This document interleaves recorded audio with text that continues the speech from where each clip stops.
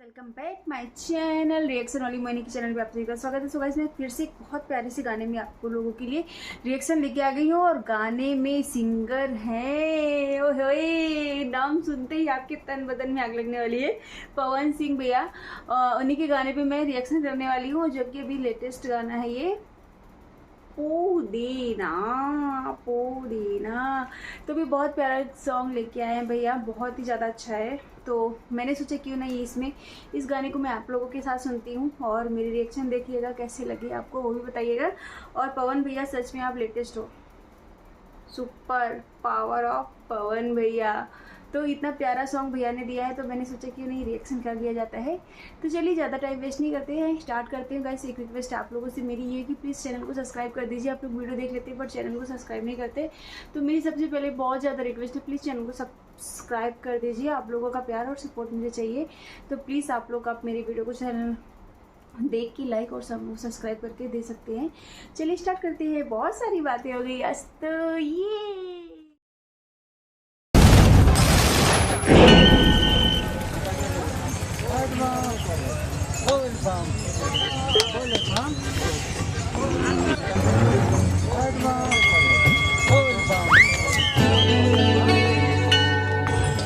ए भैया काहे उदास वाला हो? का कोही रे देखना बड़ी लाइन लागल बा। लाइन लगल बा तो दा ना तू है भिरिया में दल चढ़ा दो। उजा जल चढ़ता कि भांग चढ़ता? आथा बुझ गई नी यही थे थावन में बाबा बाबुलाई लहलन। अरे ते एकर कोनो उपाय बा? बानू इनता ते दो थल दली पियावे ते परी का रे? अब थू ना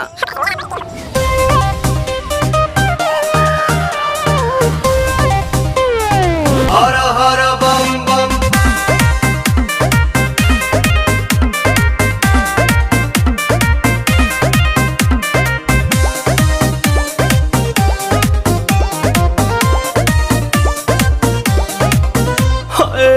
टेंशन में रहतानी काहे भोले दानी, अभांगा जा छोड़ दी साफा लइकन के कहल मानी। ताजा ताजा लाइल बानी अखिया खोली देख ली ना,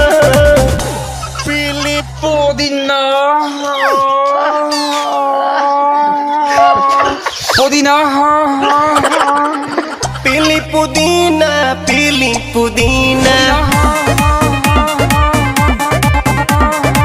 सावन भरही असो भगिया के बिना। रे बबिया ना पिहन का रे? लोता ना भैया हम पियावा तनी। हाँ पिया। भनिया धो तुलावा थोली बतली तवे तदी। भनिया धो तुलावा थोली बतली तवे तदी।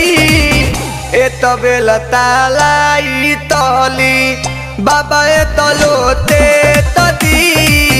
ए तबे लतालाई तली बेलूरा ताता तली जानतानी बाबा रउआ भंगिया के बिना काम न चलेला एको दिनवा ये राम। तनी का ख्याल करी सेवा करके अपन हो चढ़ल बटे सावन के महीनावा ये राम। रुको भौजी ये लोग के समझावा तनी।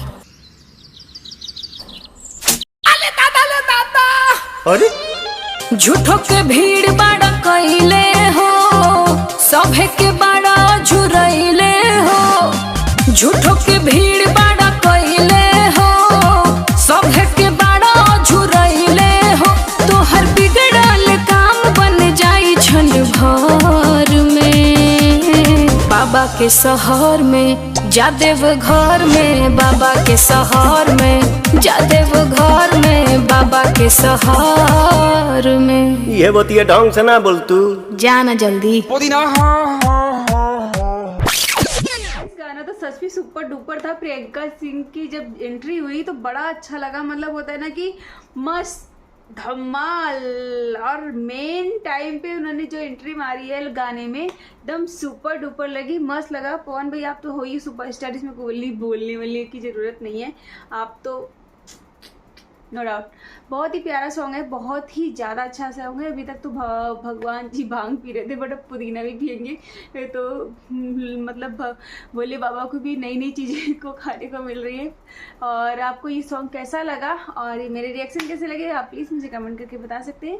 मिलते हैं नेक्स्ट रिएक्शन वीडियो में। Bye bye, take care, love you my YouTube family.